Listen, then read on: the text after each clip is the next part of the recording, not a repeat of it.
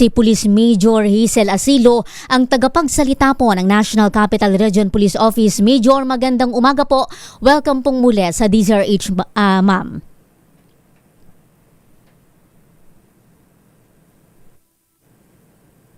Hello ma'am, magandang umaga po. Major, good morning. Ma'am, panahon na naman po ng tag-ulan. Unahin na po natin gaano po kahanda yun pong ating hanay para ho sa ganitong panahon, lalo't ang Metro Manila po hindi naman din lingid sa kaalaman ng ating mga kababayan. Tayo'y palaging pinahihirapan ng malalang pagbaha dito sa rehiyon. Kaugnay po sa disaster preparedness po natin, lalo na ngayong tag-ulan, patuloy po yung NCRPO sa pagsasagawa ng ating disaster preparedness measures kasama po yung ating mga police station sa ating 5 police district. Bahagi po nito yung ating regular na pagmomonitor sa ating mga flood-prone areas, yung prepositioning ng mga personnel natin at kagamitan. Ganun din yung close coordination natin sa mga LGUs, lalo yung mga identified nating mga cities na palaging nagkakaroon ng mga pagbaha. Siyempre yung koordinasyon natin sa MMDA at iba pang disaster response agencies para mas mabilis yung action natin kapag kinakailangan. Major, ang binabanggit po ng MMDA kamakailan, may mga nananadya daw talaga na barahan yung mga kanal para bumaha sa ilang parte ho nitong NCR. Ano pong magiging action dito, ma'am, ng NCRPO kung meron man? Kung meron po tayong impormasyon or ebidensya na maipapasa sa amin ungkol dito, handa naman po kaming mag-imbestiga at makipag-ugnayan sa mga kaukulang agencies gaya po ng MMDA at yung LGU. At syempre, hinihikayat po natin yung publiko na mag-report kaagad kapag may nakita silang ganitong gawain para agad nating ma-address or kaya po tumawag sa 911. So ito pong sinasabing sinasadyang barahan or talagang may gumagawa para talagang magbara. So, dapat po mai-report agad po ito sa amin. Mabigyan po agad natin ng action para hindi naman po napeperwisyo yung ating mga kababayan, lalo na po yung mga palaging binabaha. Tapos, palagi pa na, kumaga, sasadyain pa natin talagang bahain yung mga lugar. So, parang napakalaking perwisyo naman po nito sa ating mga kababayan. Pero, Major, yung ganyan na sistema, talagang posible na may nangyayaring ganyan sa Metro Manila. Sino yung mga posibleng makinabang kung sakali man, ma'am? Sa ngayon po, wala pa po kaming idea or information po regarding dito sa sinabi na sadyang pagbabara, ginagawang sadyang pagbabara ng mga kanal. So, kung meron nan po siguro, baka may mga gusto silang iparating, may gusto silang sabihin dun sa ginagawa nila na sadyang pagbabara ng ating mga kanal. Pero for now po, since wala po tayong formal na report or information na natatanggap regarding po dyan, so wala pa po kaming ginagawang aksyon. Ang hinihintay po namin is kung magkaroon po ng formal complaint, meron po silang ebidensya na ifo-forward sa amin, ay agad-agad po namang iimbestigahan niya ng NCRPO. Kung posible man, ma'am, at may ebidensya, may magreklamo ng formal, kulong yung aabutin ng mga responsable kung totoo man yon. Yes po, itataan po naman natin muna sa due process, may proseso po dyan, investigasyon, at sa-filean po natin ng kaukulang kaso kung mapatunayan po natin na meron po talagang probable cause dun sa ginagawa nila or talagang sinasadya po ba talaga nila itong pagbabara ng ating mga kanal na nagdudulot ng baha, lalo pa po ngayon at palagi pang umuulan. Ma'am, curious lang ako dito sa topic na to. Kung sakali, ano ma'am yung mga asunto na posible nilang kaharapin ng mga responsible? Depende po siguro sa kung ano yung naging epekto o resulta ng ginagawa nila. Pwede pong malicious mischief lang kung meron pong mga nasira. Depende rin po kung ano ang ikakaso sa kanila ng ating mga LGU, kasi lalo po yung mga LGU po natin talaga ang natutuka dito at katulong ng MMDA, malalaman po natin kung ano yung mga pwede nating ikaso dito sa mga taong ito na nananadya sa pagsasabotahe ng ating alibawa. Since pag nagbaha po, nagkukos yan ng traffic, nagkukos ng aksidente. So, depende po sa kung ano ang mga posibleng maging dulot ng kanilang sadyang pagbabara ng ating mga kanal. Salamat, Major. Iwan ko po yung topic na yan. Dakuan ko, ma'am, yung sunod-sunod halos na school incident po. Patuloy, ma'am, yung mga insidente ng pananakot, pagbabanta, karahasan sa mga paaralan. Most recently, yung pananaksak ng isang estudyante sa kanyang kapwa ex-estudyante po sa Las Piñas City. Ano, ma'am, yung latest update sa kaso na ito po? Ayon po sa ating huling information mula sa Southern Police District, hinahanda na po lahat ng kinakailangang dokumento dahil po posible po makasuhan yung ating CICL dun sa kanyang ginawang pananaksak at naging resulta ng pagkamatay po ng kanyang kaklase o kaibigan niya na isa rin po minor. So patuloy po yung kanilang pagpo-prepare para po ma-secure natin yung documents na kinakailangan po para ma-filean po siya ng kaso. Ma'am, ano yung lumalabas po na motibo behind doon sa incident? Talaga ba, ma'am, na yung 10 pisong sukli, yung pinag-ugatan, ma'am, nung krimen, iyon lang?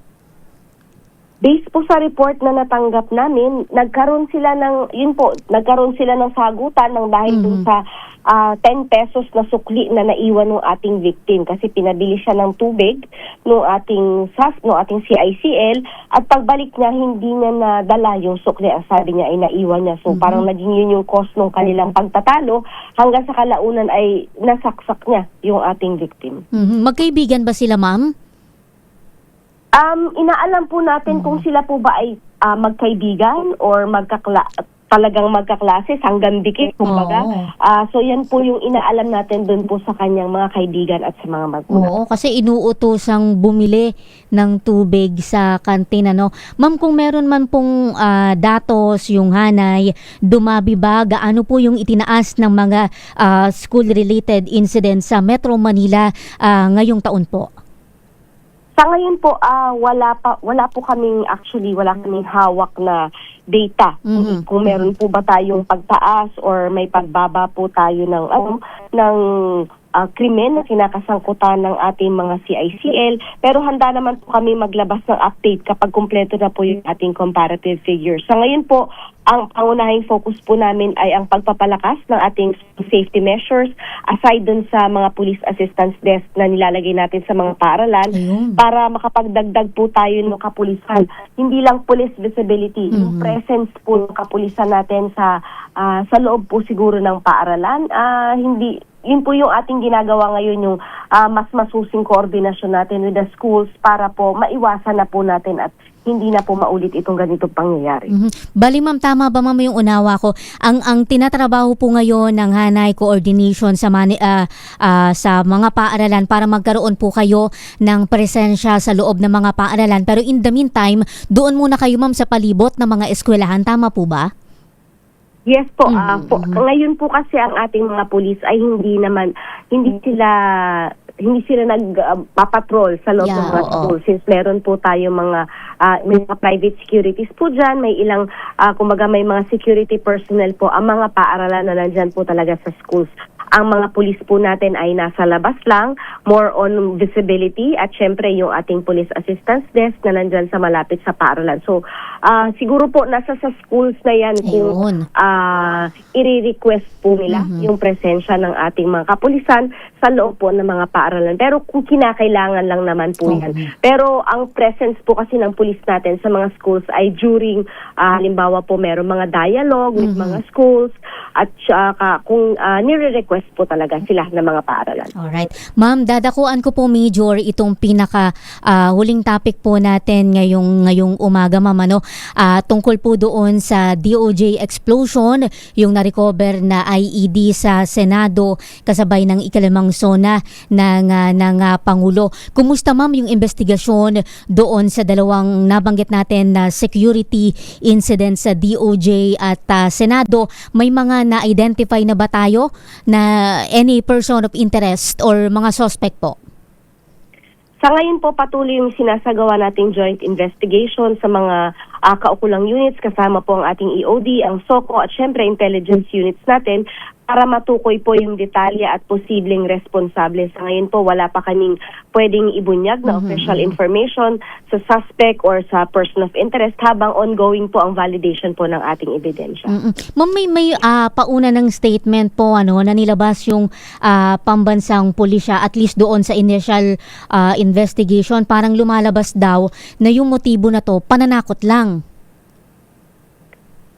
Sa ngayon po, hindi pa po natin, kumbaga hindi natin pwedeng i-confirm kung may kaugnayan ito sa SONA or pananakot or kung ano man po yung motibo. Iniiwasan po natin na maging ng maagang conclusion habang kinukumpleto po yung forensic at intelligence assessment para masiguro po natin na thorough at objective po yung ating gagawing investigasyon.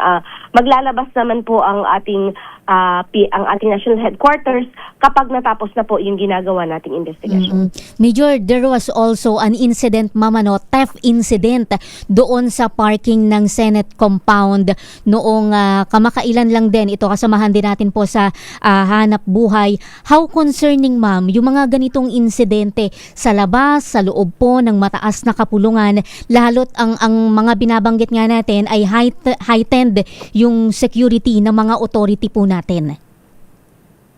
Seryoso pong tinitingnan ng NCRPO yung magkakasunod na insidenteng ito sa loob at paligid ng Senado. Particular po yung kaso ng nawawalang kagamitan ng Congress TV noong July 29 at aktibo pong nagsasagawa ang Pasay City Police Station ng follow-up operations. Naka-recover na po tayo ng ilang bahagi ng mga nawawala, kabilang po yung printer, yung TV, yung internet equipment, at may mga suspect na rin po tayong na-identify, samantalang may isa na po tayong na-aresto kaugnay po ng obstruction of justice. At patuloy po yung ginagawa nating manhunt para sa buong pagpapanagot po ng mga responsable. Oo. Ma'am, itong na-aresto na to, ano yung kanya pong naging papel doon sa pagnanakaw sa Senate compound? Actually po yung papel niya hindi natin pa since obstruction po yun, inaalam po na yung kanyang ginawa para po hindi natin maaresto or hindi natin maituloy yung ating investigasyon. So, bukod po doon, inaalam pa natin kung ano pa po ang kanyang kaugnayan dito sa nangyaring insidente po ito. Ang mga tinutugay-gaya natin ng mga suspect, ma'am, ito'y mag-live-in partner. Bali, dalawa po sila. Tama po ba? Sa ngayon po, wala pa po tayong pwedeng ilabas na information tungkol po dyan. Okay.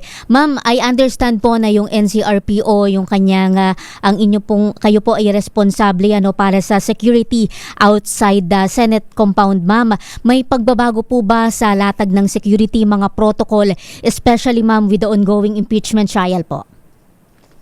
Bagamat ang core responsibility po ng internal security ay nasa PSPG, patuloy po ang NCRPO sa pagpapalakas po ng ating external police visibility. Kabilang po dito yung ating pagdaragdag ng police visibility, ng ating checkpoints, at syempre yung ating close coordination po sa PSPG at iba pang concerned units, lalo na po ngayon na tuloy-tuloy yung impeachment trial proceedings. Syempre, regular din po yung ating pagre-review ng ating security protocols base po sa mga assessment natin para masiguro po ang kaligtasan ng publiko at syempre sa mga lalawak sa mga proceedings. Patuloy po yung ginagawa natin na day-to-day po na pag-a-assess natin kung kailangan po ba nating magdagdag or magbawas or meron po ba tayong ibang mga roles ng pulis na kailangan idagdag maliban po sa CDM, kailangan po ba nating magdagdag ng ng intel personnel natin para mas kumbaga mas malaman natin yung mga nangyayari sa paligid. So, araw-araw po tayong nagbabago ng ating ginagawang strategy para po siguro na hindi po tayo nalulusutan at palagi po tayong ready sa anumang sitwasyon.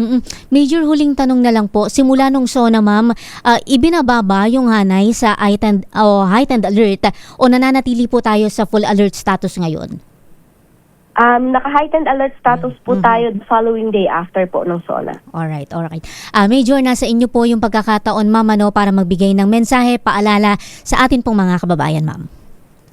Muli po sa ating mga kababayan, nais po namin ipaalam na kami po dito sa NCRPO ay ginagawa po natin ang aming mga tungkulin at syempre hindi po namin magagawang protektahan ng bawat isa, ngunit hinihiling po namin ng suporta at ang tulong ng ating mga kababayan, ng ating mga force multipliers na maging mapagmatsyag po tayo at maging alerto po sa ating mga kapaligiran. Kung may mga kahinahinalang sitwasyon or tao na nais po nating i-report, maaari po tayong lumapit sa pinakamalapit na police station or tumawag po sa 911 para sa agarang police assistance. Ang inyo pong tulong ay malaki po ang magiging bahagi po nito para sa patuloy na pagpapanatili ng kaayusan at katahimikan po dito sa Metro Manila. Maraming salamat. With that, maraming salamat po, Major Hazel Asilo.